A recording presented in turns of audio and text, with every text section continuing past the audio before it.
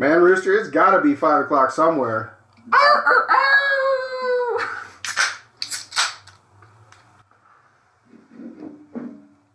And we're back. You guys already know.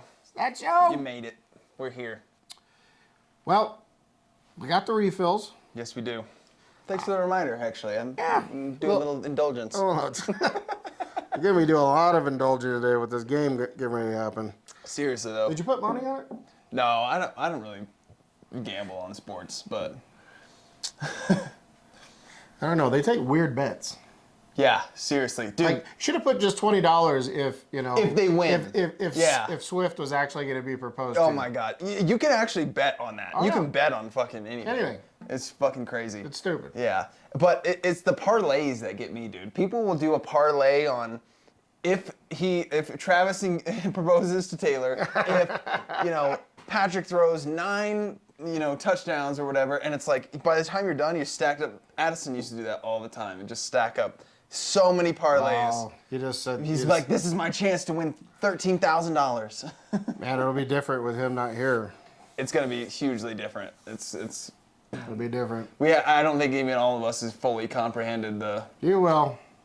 when we're sitting there watching the game. At some point. Yeah. At some point. Because he liked to get a little rowdy. Yep. Yep. One of my best friends is not here with us anymore, and football was his game, and we would. It's been a tough year for everybody. It's been 2024 was definitely not what all that it was cracked up to be. Not the year of the Lord, as they like to say. I think I'm gonna be in favor of like odd years from here on out because I don't know. That means this is our year. Yeah. Let's go. I don't know. 24 was bad. There's a lot. I lost a lot of people last year. Yeah. Yeah, it's crazy. I mean, from my perspective, it's just a part of growing up, man. And it's something that the older you get, that list gets shorter and shorter. It's something that I never really had to deal with in my life, and the older I get, the more and more I have to run into these instances of just learning about how it's human nature, But yeah. I mean, you come to accept it, but it doesn't make it any easier. No. Well, we left off. We were going to dive into a couple subjects of what we're seeing currently over the last, not even a month of the new presidency.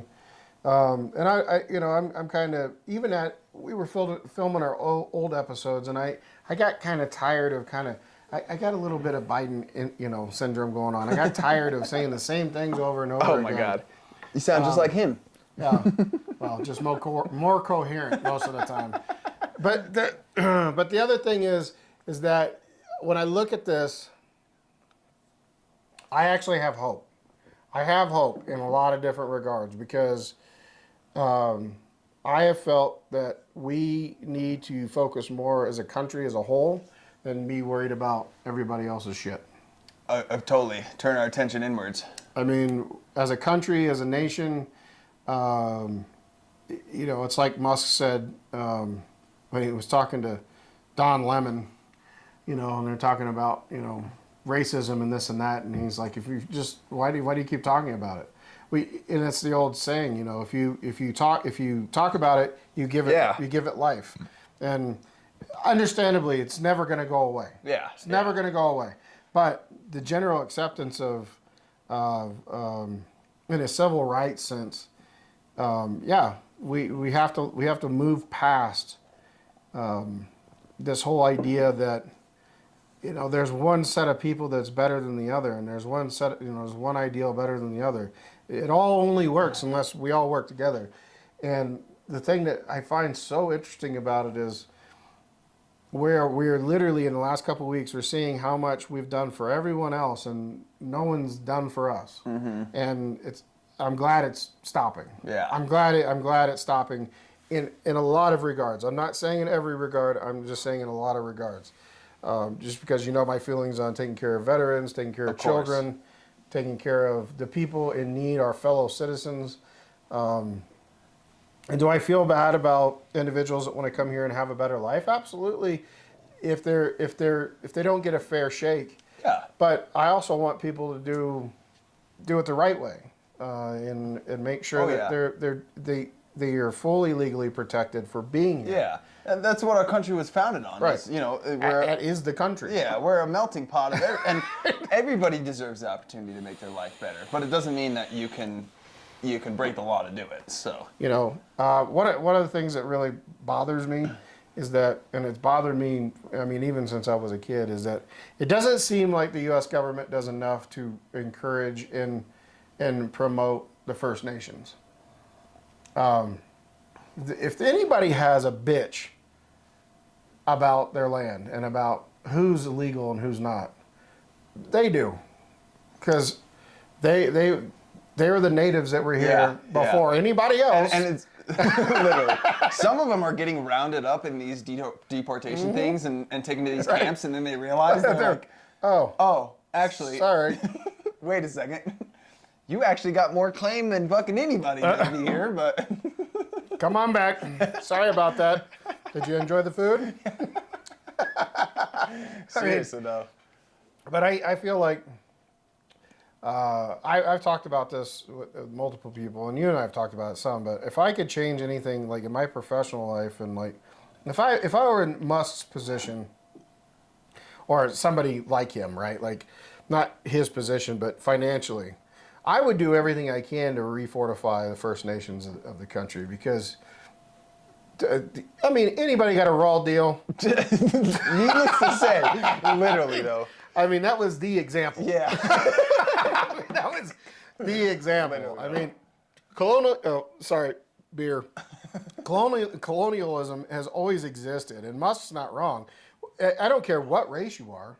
Oh, you've been persecuted at some point. You've been a slave. Yeah, Your people have been a slave. Exactly. It's not a matter of how, but when. Yeah, exactly. Right? It has happened. I Yeah. mean, human beings are just evil that way. Yeah. I mean, we just can't leave anything well enough alone. We just, but if anybody needs a fair shake in it going forward, they do. And I don't. That's the thing is, I have another friend of mine, and I'm not going to say his name, but you know who you are. And we got in a really heated argument about this. And I'm going to put it to you like this: I don't care what your skin color is. I don't. I really don't care. So don't push it on me, right? And I will say this openly and honestly: if those people, the First Nations, if anybody deserves reparations, Oh yeah. they Yeah, deserve literally, reparations. Literally though. End of story. Yeah, I'm seriously. done. I'm done talking about it. Yeah. That's just it. Because, and you know what? And the funny thing is that, you know, one of his arguments was, well, you know, the Spanish and the First Nations, you know, if you want to call them Mexicans for the region, Mm-hmm. you know, there's intertwining bloodlines there, and so Exactly. you have some of that. And he goes, so you're saying that no, it's not what I'm saying. It's not what I'm saying, because there's this thing called a border. Yeah.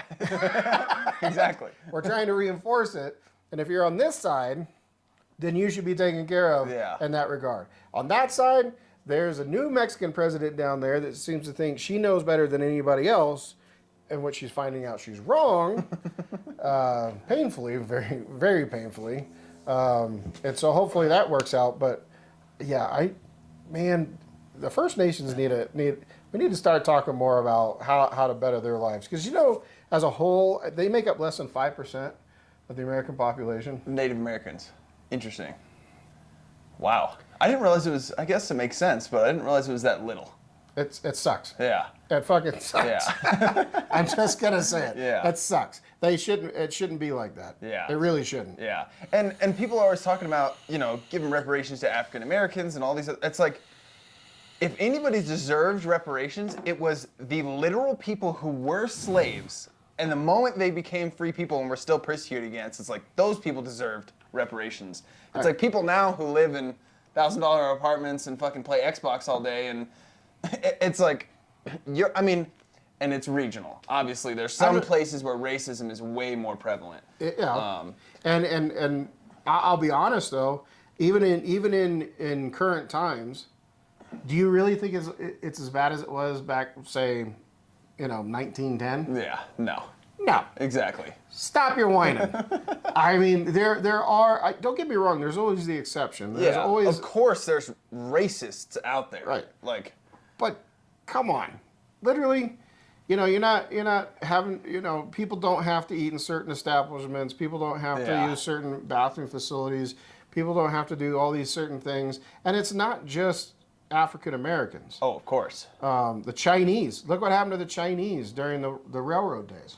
Yeah. I Seriously. mean, come on. Seriously. Look what happened If in World anybody War was- II. yeah. Let's bring it to that Yeah, standard, yeah. right? Look And at the the Japanese and the internment Hello. camps and- yeah. And yet the Japanese just had a press conference with our president. They're going to give us $1 trillion. One of our biggest allies. Yeah. Trillion, not a B. That's a T. Yeah. Seriously. That's a Yeah. huge And cash infusion. They're up. I saw that they were upping it from like 600 billion, 700 billion to $1 trillion, and I didn't realize that they were that invested in our economy already. Like that they were, because it was already at like 700 billion that they were. Yeah, it was. I think it was quoted at 500 or 600 billion. Okay, and then, yeah. and he asked for $1 trillion, and then the prime minister came back and said, "No, I think we can do that." And really, all it is it's a restructure of since the 70s. Well, actually, since the late 50s, when all the factories started leaving the U.S. soil and going to other countries. But that was really reinforced after Nixon's visit in the 70s with China, and then China became a huge manufacturing power. They already were, focusing on Asian nations and what would be considered Eastern Europe, and but Trump's trying to bring it back. He's trying to bring those jobs back, bring those factories back, bring it all back, right? And so you don't want tariffs? Yeah. Build your factories here. Yeah. Build your goods here, and then you don't have them. Yeah. You're still making your money, right? Yeah. And that's really what it comes down to. There's a rebirth in energy. There's a rebirth in food production. We don't have to be shipping 60% of all of our grain that we grow here in the U.S. to other countries. We don't. So everybody's freaking out about all of this. Oh, it's going to be so. Yeah, it's going to be expensive. Yeah. For a little bit, but is it really much more expensive than what we've been going through for the last 4 years? Yeah. Aside from a few different things like the chickens. Yeah. Like the Goddamn chickens. flu. Chicken COVID. The chicken vid. But this is where the nuance comes into play about these tariffs and the effects that it's going to have throughout the world, not just America, because we're like a dominant superpower, but in the 20s and 30s, during the Great Depression, they created a lot of tariffs to encourage growth in America, same as what we're doing now. And Japan, who is incredibly import dependent because of their limited land and stuff, they struggled a lot financially because of these tariffs that were imposed by the United States. And of course, the response is other countries put off tariffs to the same degree. And it's one of the leading factors to Japan becoming an empire and deciding, like, for us to survive, we need to expand our territory and take over more ground. And it's one of the trickling effects that led into the war and the Japanese Empire taking over was from these tariffs. And so the implications of these tariffs go far beyond America. Right, and it's been in existence. I mean, well before the birth of this country. Yeah. I mean, when you look at real history, look at the Spice Road or the Silk Road. The Silk Road. I know what you meant. Yeah, the Silk Road. There's a reason it was set up, but yet those goods were still tariffed, depending on where they came from, if they weren't locally produced. Yeah. And so, it's crazy to think that there's this new checks and balances that's going to start happening in the next year. We've already seen it in 3 weeks, and how these countries are going to have to come to the table and have to re-zero out their involvement, and they're going to have to say, okay, they're going to have to shake somebody's hand and say, I guarantee I'll put an equal to this, or I'll guarantee that I'm going to do this. I'm going to guarantee this. I'm going to guarantee, because it's all swayed. And I'm not saying it's all on the U.S.'s shoulders, because it's not. But there are definite players that put more into it than others. Of course. And other countries, understandably, economically can't do as much as others, but proportionally on a percentage basis, they can. Yeah. Right? maybe it's not the same dollar amount, but if it's a percentage amount, Exactly. that's more agreeable. Yeah, 100%. And like you said, we have no problem with being the good guy and looking out for people and helping our neighbors and funding the world if that's what it takes. But diving into how much waste is actually going from our tax dollars has been blowing my mind recently. I mean, can't billions believe and billions it. and billions Yeah. and billions. I mean, trillions of dollars. Yeah. If you think of it in the context of decades, Yeah. trillions. Yeah.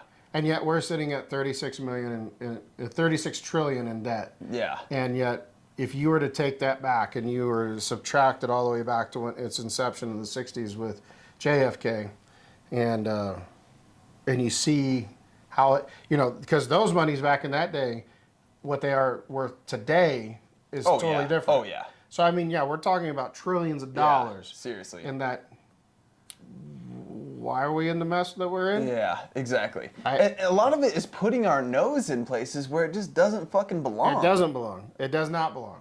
We shouldn't be instilling our belief system. Somebody should come to us and ask us 100%. how to set it up. We shouldn't be going there and setting it up for Be them. like, this is how it's going to be set up. It shouldn't be that way. Yeah. It shouldn't be that way. Speaking of that, I mean, you've heard of this whole Trump taking over Gaza situation. Oh, yeah. That's ridiculousness. How is that going to play out well? not. I don't see a reality in which that is going to play out I think it's well. a PR stunt. I think it's a PR stunt. Yeah, for sure. 100% it's a PR stunt. Yeah. So And I understand they're trying to gain control of the region and there's a lot of chaos and stuff going on. But it's like coming in and being the big brother and taking over is... The thing that got me was when he signed the executive order saying that if there's another assassination attempt and Iran is behind it, or if they're successful... Oh, yeah. He was like, complete we're turning them to obliteration. dust. They're going to be gone. Just doesn't exist anymore. Seriously, though. Never was there, never Yeah. existed. It'll be like Sodom and Gomorrah. Yeah. I mean, salt will rain down from the sky. Seriously, though.